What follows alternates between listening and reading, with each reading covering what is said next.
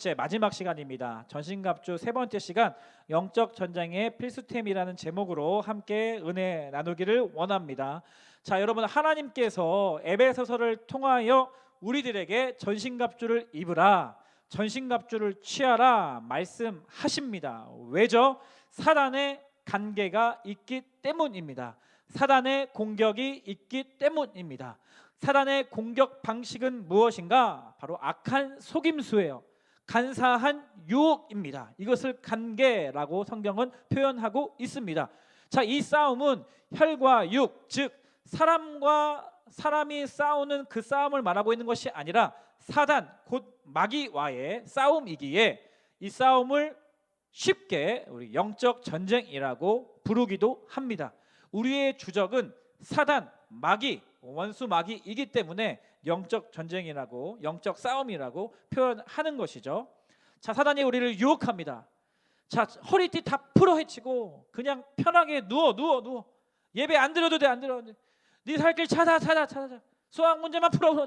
그게 정답이야. 무슨 지금 전쟁이야. 긴장하지 마. 아유, 그냥 편하게 살아라.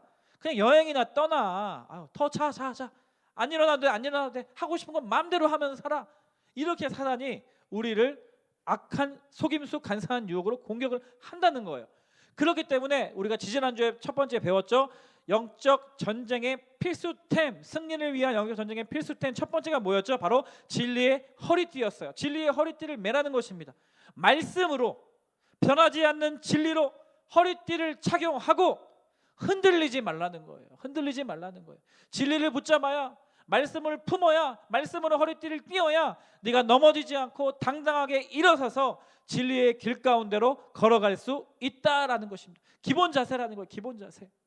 그런가 하면 두 번째는요, 우리의 마음을 공격하는 사단의 공격으로부터 의의 호심경을 붙이라였어요. 의의 호심경. 우리의 마음을 지키라는 거예요. 너는 자격이 없어.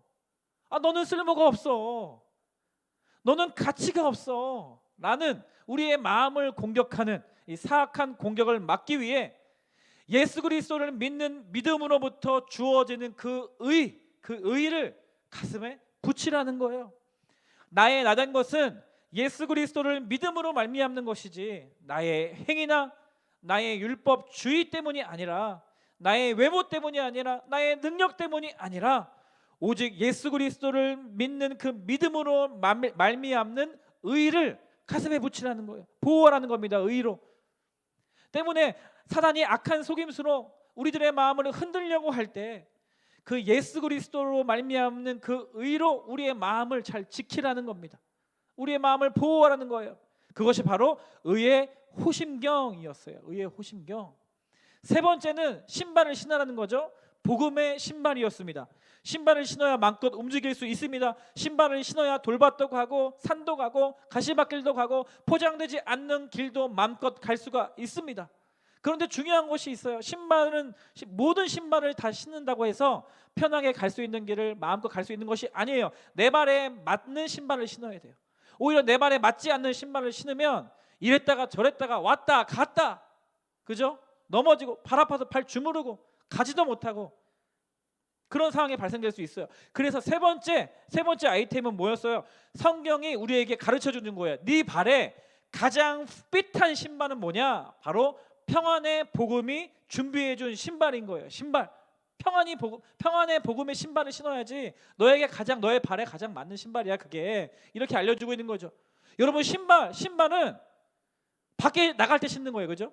지금 집에서 지금 편하게 예배 드리고 있는, 나만 지금 밖에서 이렇게 힘들게 예배 드리고 있는, 지금 다 집에서 편하게 예배 드리고 있으면서 신발 신는 사람 아무도 없잖아. 신발 신는 사람 손 들어봐요. 신발 신는 사람 손 들어봐요. 발 들어봐요. 없죠? 나는 신발 여기 있잖아. 나는 신발 밖에서. 집에 있는데 신발 신는 사람은 엄마한테 혼나요. 미쳤니? 갑자기 애가 잘못 먹었니? 왜 그러니? 혼나. 엄마한테. 내가 청소할 거야. 혼나요. 신발은 밖에 나갈 때만 신어요. 밖에 나갈 때만. 그죠? 밖에 나갈 때만 신습니다. 다시 말하면, 영적으로 해석하면 영적인 기동력을 의미해요. 우리가 신발은, 다시 말하면 복음을 향하여 우리가 이동하는 거죠. 복음을 위하여 막 움직이는 겁니다. 복음을 전하기 위해 막 달려가는 거예요. 복음을 위해서라면 망설이지 말고 바로 뛰어가라는 것이에요. 하나님이 삐비빅 나는 지금 이 길로 가려고 하는데 하나님이 삐비빅 그 길 아니야, 일로 와 라고 하시면 바로 하나님 호루라기 부신 쪽으로 부르신 쪽으로 바로 달려가는 거예요. 재빠르게 이동하는 겁니다. 복음을 위해서 살고, 복음을 위해서 내가 그 길을 선택하고, 예수 그리스도의 영광, 하나님의 영광을 위하여서 내가 선택할 수 있어야 한다. 그래서 복음, 평안의 복음이 준비해준 신발입니다. 복음의 신발이고, 그 복음의 특성은 우리에게 평안을 주는 것이죠. 네 번째 영적 아이템은 뭐였습니까? 믿음의 방패였습니다. 믿음의 방패. 사단이 화살을 쏩니다. 그냥 화살도 아니고 불까지 붙여서 불화살을 쏩니다. 불화살을 쏘기에 가장 효과적인 시간은 언제라고 했어요? 바로 깊은 밤. 깊은 밤. 모두가 잠들어 있을 때, 작은 소리에도 두려움을 느낄 때, 깊은 외로움을 느낄 때, 모든 힘이 다 빠져 있기 쉬운 때, 어둠이 깊이 찾아올 때, 우리의 인생 신앙의 여정 가운데 영적으로 좀 이렇게 혼자 떨어져 있을 때, 영적으로 조금 이렇게 묻어져 있을 때, 좀 공동체 안에서 좀 벗어나 있을 때, 믿음이 연약해져 있을 때, 그때가 바로 사단이 불화살을 쏘는 때라는 것이에요. 우리를 향해 불화살을 쏘는 것입니다. 불화살이다, 불화살이다. 뭐 불화살? 어떡하지? 나 이제 죽었다가 아니라, 아하, 옆에 방패가 있었지. 옆에 잠시 둔 방패를 다시 다시 손에 쥐는 것이에요. 그리고 방패를 드는 것입니다. 이미 나에게 주어진 이 믿음의 방패를 드는 거예요. 믿음의 방패를 사용하는 겁니다. 그렇지. 불화살이 내게 날라와도 나에겐 믿음의 방패가 있었지. 왜 믿음의 방패일까요? 아하, 하나님께서 나를 사랑하신다는 그 믿음이 우리를 불화살로부터 방어해 준다는 것입니다. 나를 향한 약속은, 나를 향한 하나님의 뜻은 변함이 없으셔. 하나님의 사랑과 능력을 끝까지 신뢰하는 믿음, 그 믿음이 악한 원수의 공격으로부터 우리를 보호해 주는 것이에요. 하나님은 선하시다는 그 믿음, 이 모든 어려움들을 통하여서 가장 선한 길로 인도하실 수 있는 분이시라는 그 믿음, 다시 돌아가면 나를 받아주실 것이라는 믿음, 그 믿음 안에 있어야 우리가 보호를 받는 것입니다. 그 믿음 안에 때로는 우리가 숨어야 우리가 안전한 것이에요. 그래서 믿음의 방패입니다. 믿음의 방패, 테이크하는 거예요. 옆에 둔 믿음의 방패를 다시 드는 거예요. 사용하는 것입니다. 이미 우리에게 믿음을 주셨기 때문에. 아멘. 그런가 하면 오늘 살펴볼 마지막 5번째, 6번째 중에 5번째 필수템이 무엇입니까? 바로 구원의 투구입니다. 구원의 투구. 머리에 쓰는 거잖아요. 머리 너무나 중요하잖아요. 머리 너무나 중요해. 레인보우 식스, 배그 게임, 심지어 RPG 게임, FPS, 수많은 게임의 공통점이 있다면 바로 헤드샷이 있습니다. 헤드샷 맞으면 제일 빨리 죽어요. 바로 죽지 않더라도 가장 모든 신체 부위 중에서 머리를 맞추면 바로 데미지가 가장 큽니다. 모든 게임들이 다 그래요. 제가 지난번 원유맨 수련회 주일 예배 때 뇌진탕 걸렸던 사건을 말씀을 드렸죠. 그렇죠? 기억하시죠, 여러분? 그 예화할 때 조심히 예화 간증을 해야 된다는 사실을 깨달았습니다. 우리 2부에 한 학생이 축구하다가 뇌진탕 걸려가지고 기도를 많이 했는데요. 다행히 저처럼 벌떡 다시 일어나서 회복돼서 얼마나 감사한지 모르겠습니다. 그러니까 머리가 다치니까 설 목사님은 그 주일 밤에 설교에 내가 머리 간증했다고 설교가 그런 간증하는 시간이냐고 막 이렇게 말하기도 했지만 자기도 간증했으면서, 아무튼 자, 머리가 너무 중요하냐. 머리가 왜 중요하냐면 머리는 곧 정체성과 직결되어 있기 때문에 그래요. 제가 머리 다쳐보니까 결론이 이래요. 뭐 정체성이고 비전이고 뭐 꿈이고 뭐고 다 필요가 없어. 뭐 사명이고 뭐고 다 필요가 없어요. 그냥 머리 다치니까 누워만 있어야 된다니까. 되게 신기해요. 사람 내가 머리가 너무 중요해요. 4월 동안 아무것도 안 하고 병원에서 지금 몇 시예요? 여기 어디예요? 나 여기 왜 와 있어요? 또 5분 있다가 지금 몇 시예요? 저 여기 왜 와 있어요? 막 이렇게 계속 이런 말. 정체성이고 비전이고 뭐고 사명이고 다 잃어버린다는 뜻이에요. 머리가 다치면. 그러니까 정체성과 직결되어 있는 것이 우리 머리 부분인데 사단은 우리의 머리를 공격하려고 한다니까. 우리의 정체성을 흔들려고 하는 거예요. 우리의 꿈과 사명을 흔들려고 하는 거예요. 성경이 지금 가르쳐주고 있는 것은 투구인데 구원의 투구이잖아요. 우리의 정체성이 무엇이란 얘기예요? 우리는 예수 그리스도로 말미암아 구원받은 사람들이라는 정체성이 있다는 것이죠. 우리의 정체성은 뭡니까? 예수 그리스도를 믿음으로 말미암아 하나님의 자녀가 된 사람들, 예수 그리스도를 믿음으로 말미암아 하나님 나라에 들어갈 자격을 얻은 사람들, 예수 그리스도를 믿음으로 말미암아 이 땅 가운데 살아가지만 세상과 똑같은 세상 사람들과 똑같은 방식으로 똑같은 가치 기준을 가지고 살아가는 사람들이 아니라 하늘에 속한 사람들답게, 구원받은 백성들답게 살아가야 하는 그러한 사람들이기 때문에 구원의 투구를 쓰라는 거예요. 우리의 정체성은 구원받은 백성들이기 때문에 그렇습니다. 그리고 에베소서에서 강조하고 있는 머리는, 이 에베소적으로 푼다면 머리는 예수 그리스도를 의미하잖아요. 교회의 머리 대신 예수 그리스도라고 우리가 2장부터 계속 배워왔잖아요. 예수 그리스도가 우리의 정체성의 핵심인 것이죠. 이 교회 공동체의 정체성의 핵심이 바로 예수 그리스도이신 거죠. 교회의 머리가 예수 그리스도신데 그 예수 그리스도를 향한 믿음 자체를 흔들려고 하는 거예요. 악한 속임수로, 교묘한 간교로 속이는 겁니다. 예수 그리스도 외에 다른 것을 붙들게 만드는 거예요.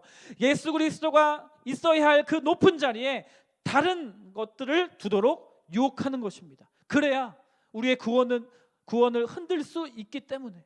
그러나 여러분, 저와 여러분이 믿는 예수 그리스도, 그 예수 그리스도를 통한 하나님의 구원은 결코 흔들릴 수 없는 줄 믿습니다. 사단에게 속지 마세요.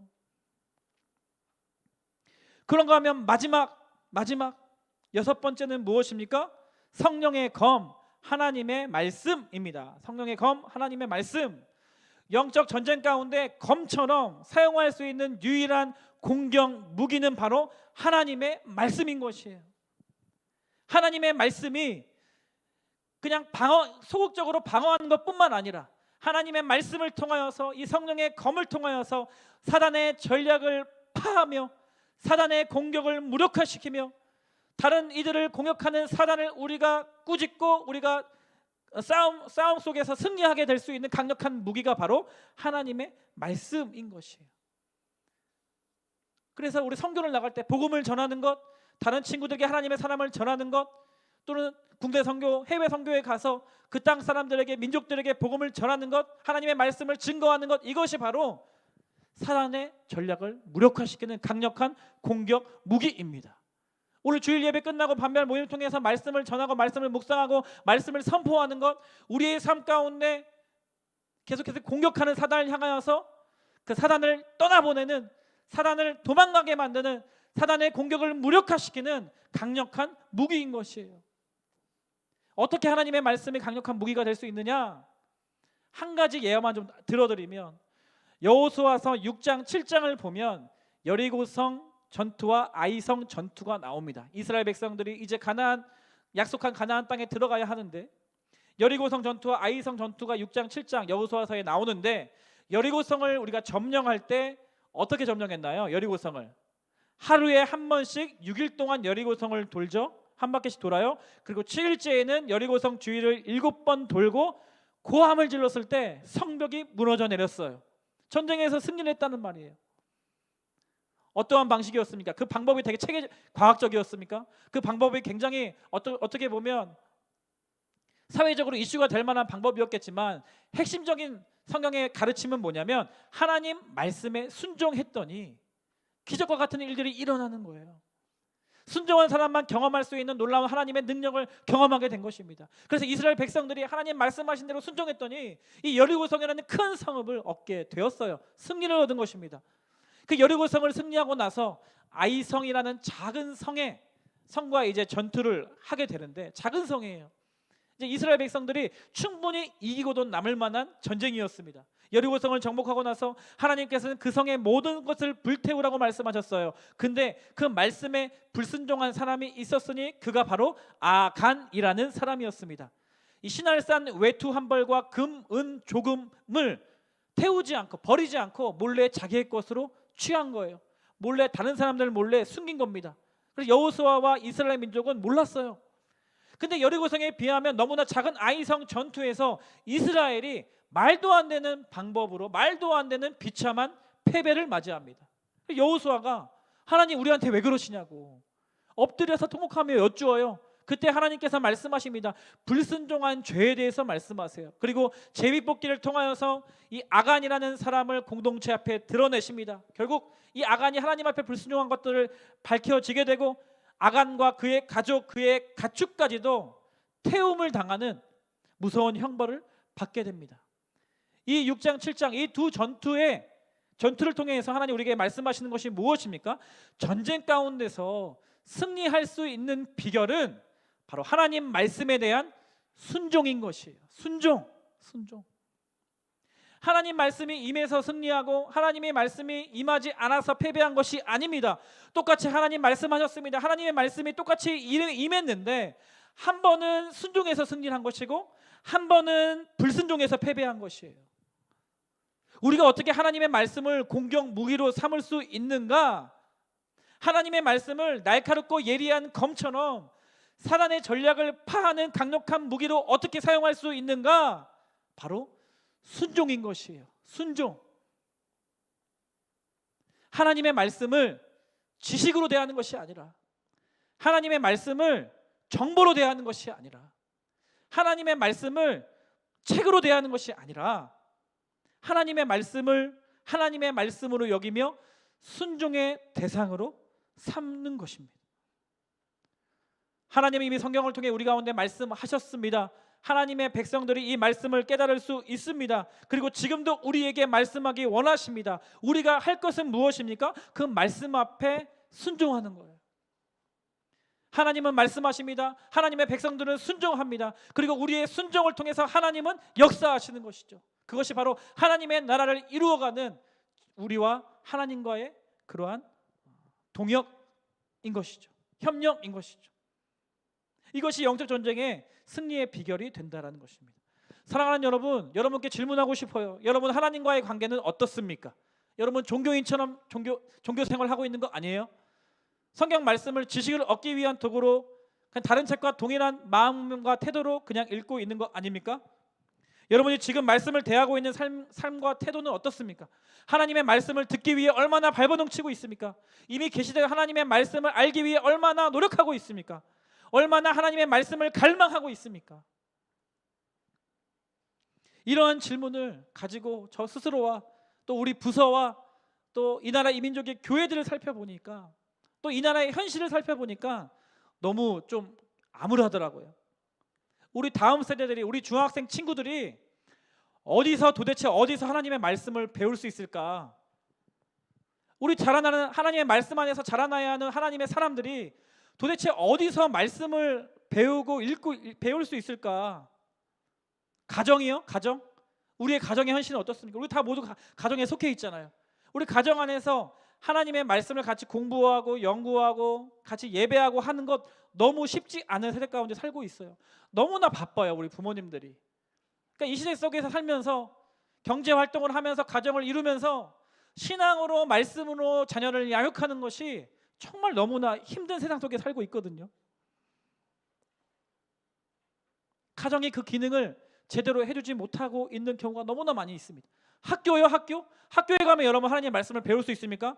온통 무신론적 세계관, 인본주의적 세계관으로 가득 차 있는 곳이 학교입니다. 오히려 반기독교적 사상으로 우리들을 공격하기 쉬운 것이 또 학교이기도 해요. 그럼 기독교 학교요? 미션 스쿨? 성경이라는 과목이 없어진 지 오래예요, 오래. 여러분 미션 스쿨 아는 학교 중에 성경이라는 과목이 있는 학교 있습니까? 그나마 있는 학교들이 다 종교라는 수업으로 대체가 되고, 그것은 말씀을 배우는 시간이 아닙니다. 비교 종교를 배우는 시간이에요. 그나마 뭐 학교 채플 한두 번 정도 명목상 드리는 정도예요, 우리나라의 모든 기독교 학교들이. 그러면 말씀을 배울 수 있는 기독교 대안학교를 갈 수 있습니까? 학비가 너무 비싸요. 제도권 안에 들어가지 못하기 때문에. 그러니까 여러분 어디서 성경 말씀을 배웁니까? 교회! 맞아, 교회가 있지. 교회에서 여러분 말씀을 체계적으로 배울 수 있지. 사랑하는 여러분, 지금 한국교회, 주일학교, 교역자들, 한국교회가 걱정하고 있는 게 뭔지 아세요?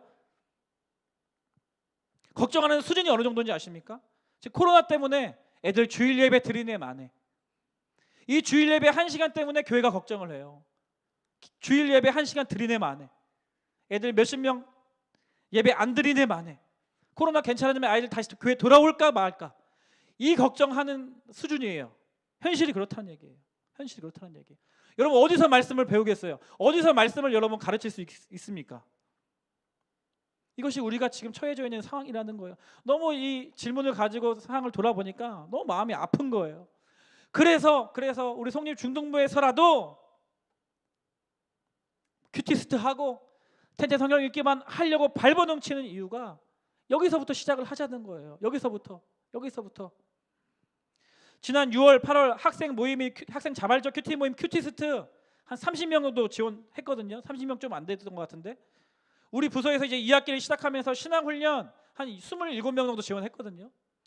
텐트 성경 읽기반 교사 12분 합쳐서 40명 정도 지원했거든요. 그러니까 다 합치면 성경을 그나마 주일 예배 외에 그래도 부서 안에서 참여하는 학생과 선생님들 인원이 60명 정도예요. 이 비율은 우리가 매주마다 주일 예배, 온라인 예배 드리는 인원이 한 300명 정도 된다고 했을 때 5분의 1 정도 수준입니다. 5분의 1 정도. 물론 다른 교회에 비하면 우리 부서 애들 너무 훌륭해요. 우리 선생님들 정말 최고라고 자부합니다. 근데 다른 교회랑 비교해서 뭐가 중요한데 비교하는 게 나머지 친구들은 주일 예배 드리네 만에 주일 예배 끝나고 잠깐 말씀 나누고 말씀 보려고 한 해 만에 그것이 지금 여러분과 저와 여러분들이 처한 냉혹한 현실이라는 겁니다. 현실. 텐트 성경 읽기반 여러분 대단한 건 줄 아시죠? 대단한 거 아니라고 제가 몇 번 말씀드리죠. 같이 선생님과 아이들이 소그룹으로 모여서 성경 1시간 읽는 거라고요. 읽는 거예요. 막 다른 교회에서 되게 거창한 거 하는 줄 알고 연락이 온다니까. 텐트 성경 읽기반 노하우를 알려야 돼. 노하우를. 어떻게 3학기째 시작할 노하우가 없어요. 노하우가. 그냥 선생님과 학생들이 만나서 읽는 거예요. 성경책 들고. 그러면 어떻게 커리큘럼이 어떻게 되냐? 커리큘럼 선생님이 하고 싶은데 읽습니다. 아이들과 같이. 그 교사를 어떻게 체계적으로 훈련을 했는데 체계적인 훈련 없습니다. 그냥 지원하시면 한 번 교사 OT하고 시작합니다. 말씀드릴 게 없어. 말씀드릴 게. 높은 수준 아닙니다. 일주일에 한 번 1시간 모여서 성경책 읽는 거예요. 근데 그것도 지원하라고 하면 여러분 지원 많이 안 하잖아. 그죠? 물론 지난 학기 때보다 계속 점점 늘고 있긴 해요. 근데 저는 성이 안 차요. 성이 안 차. 여러분은 한눈 눈에 들어오질 않으니까. 보나마나 여러분 매일매일의 삶 가운데 말씀과 멀리 떨어져 살고 있을 테니까. 그러나 그럼에도 불구하고 우리 하나님은요 정말 소망의 하나님이세요. 이 작은 것에서부터 큰 소망으로 우리에게 부어주시는 분이신 줄 믿습니다. 저는 꿈을 꾸거든요. 이 나라 이민족 다음 세대들에게 말씀을 체계적으로 가르치기 어렵고 그 어디에서도 이 아이들이 하나님의 자녀답게 구원받은 백성답게 성경을 배우고 재밌게 익히고 암송하고 연구하고 공부하고 자기 두수적으로 성경을 알기 위해서 몸부림치게 만들고 싶은 그러한 꿈을 꾸는 거예요. 말씀을 좀 체계적으로 가르치고 싶다. 지금은 텐트 성경 읽기 일주일에 한 번 그냥 10주 통해서 100장 읽는 거 목표로 두지만 성경 통독하고 성경 파노라마 가르치고 구약 신약 가르치고 그리고 여러분들 연구 주제 선정해서 하나님의 성품 성경 구절에서 공부하고 그러면서 하나님을 알게 되는 기쁨을 누리게 하고 싶은 현실을 보면 우리 한국교회의 상황이 불가능해 보이지만 아니요. 교회가 그 일을 감당하지 못하면 어디서 다음 세대의 말씀을 배울 수 있겠습니까? 사랑하는 여러분, 하나님의 말씀을 여러분 어떻게 대하십니까? 단순히 가위에 누릴 때, 악목을 꿀 때 주문 애우듯이 말씀 애우는 그 정도가 아닌 것이에요. 이 말씀은 살아계신 하나님이신 것입니다. 이 말씀은 생명이신 거예요. 이 말씀은 우리의 모든 것입니다. 히브리서 4장 12절 말씀 읽고 마치도록 하겠습니다. 하나님의 말씀은 살았고 우능력이 있어 좌우의 날선 어떤 검보다도 예리하여 혼과 영과 및 관절과 골수를 찔러 쪼개기까지 하며 또 마음의 생각과 뜻을 감찰하나니. 이 험악한 시대, 이 험난한 시대, 모두가 길 잃고 방황하는 것 같은 시대에 사단의 관계로부터 우리를 승리의 길 가운데로 인도해 주는 유일한 공격 무기 하나님의 말씀. 이 말씀을 통하여 여러분 사단의 공격을 방어할 뿐만 아니라 사단의 모든 전략을 무력화시키고 사단의 종로를 타고 있는 다른 사람들을 구원해내는데 쓰임받을 뿐 아니라 마지막 때에 하나님의 군사로 쓰임받는 저와 여러분도 되시기를 진심으로 축원합니다. 축원합니다. 아멘. 아멘. 우리 말씀을 생각하면서 우리 지난 3주 동안의 전신갑주 6가지 아이템 좀 생각해보면서 정리하면서, 그리고 지난 10주 동안의 에베소서 말씀을 우리가 부분적으로 살펴보았습니다. 우리 그 시간을 마무리하면서 우리 이 시간 이렇게 기도하면 좋겠습니다. 하나님, 사단의 공격으로부터 진리의 허리띠를 띠고 의의 호신경을 붙이고 평안의 복음이 준비한 신발을 신고 믿음의 방패를 번쩍 들고 하나님, 우리의 머리에 구원의 트럭을 쓰고, 그리고 유일한 공격 무기 성령의 검 곧 하나님의 말씀을 믿음으로 취합니다. 그리하여서 나의 인생이 사단의 유혹에 허우적거리는 인생이 아니라 당당하게 서서 군사와 같이 사단의 모든 공격을 물리치며 하나님 나라의 영광을 위해 쓰임받는 인생 되게 하여 주시옵소서. 특별히 하나님의 말씀 순종하는 인생 되기를 원합니다. 순종하는 자에게 하나님의 역사를 경험하게 하는 놀라운 축복을 허락해 주시겠다고 말씀하셨사오니, 하나님 말씀하시고 우리는 순종할 때 하나님의 역사를 경험하는 우리 모든 인생 되게 하여 주시옵소서. 나의 삶을 받아 주시옵소서. 나의 삶을 주님께 올려드리며 합심해서 통성으로 기도하면 좋겠습니다. 함께 기도하겠습니다. 오 살아계신 하나님 아버지, 감사합니다. 하나님 아버지, 지난 3주 동안 통하여서 아버지 영적 전쟁 가운데 아버지 필수템 우리 6가지 아이템을 살펴보았습니다. 아버지, 드세요. 우리 허리 가운데 진리의 허리띠를 바짝 메고 정신 똑바로 차리고 아버지 의의 호신경을 우리의 가슴팍에 붙이기를 원합니다. 예수 그리스도로 말미암는 그 의, 우리를 의롭다 여겨주시는 평하지 않는 그 진리를 우리 가슴에 붙이고 하나님 복음의 신발을 신기를 원합니다. 우리가 살고자 하는 모든 삶의 방향성, 예수 그리스도의 십자가 복음을 위한 발걸음이 되기를 원합니다. 영적인 기름령을 갖추고 하나님 말씀하신 곳에 가서 복음을 전하며 하나님 복음을 선포하며 아버지 주님 호련하게 부르신 그곳에 우리가 재빠르게 달려나가 주의 영광을 위해 쓰임받는 인생 되게 하여 주시옵소서. 불화살을 사단이 쏠 때마다 믿음의 방패를 들고 아버지 믿음의 방패를 들고 아버지 그 믿음 면치 않으며 그 믿음의 방패를 통하여서 모든 공격을 막을 뿐만 아니라 우리의 정체성, 우리의 머리를 보호하는 구원의 투구를 머리 가운데 쓰게 됨으로 말미암아 모든 사단의 공격으로부터 우리를 보호하여 주시고 방어하는 것뿐만 아니라 유일한 공격 무기인 이 말씀을 통하여서 성령의 검을 통하여서 모든 사단의 권세와 모든 사단의 모든 공격을 무력화시키고 아버지 말씀에 순종하는 인생으로 우리를 마지막 때에 하나님의 군사로 사용하여 주시옵소서. 말씀 앞에 순종하는 다음 세대들을 일어나게 하여 주시고 이 사명 붙들고 다시 오실 때까지 아버지 다음 세대를 향하여서 말씀으로 가르치며 말씀을 심기우며 이 말씀으로 인도함을 받는 우리 다음 세대들이 자라나게 하여 주시옵소서.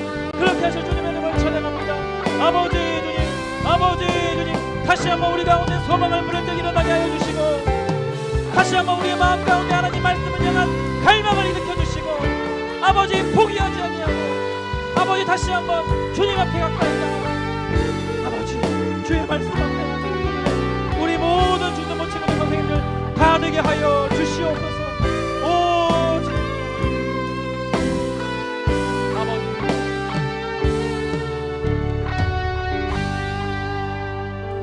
마귀의 관계를 능히 대적하기 위하여 하나님의 전신갑주를 입으라.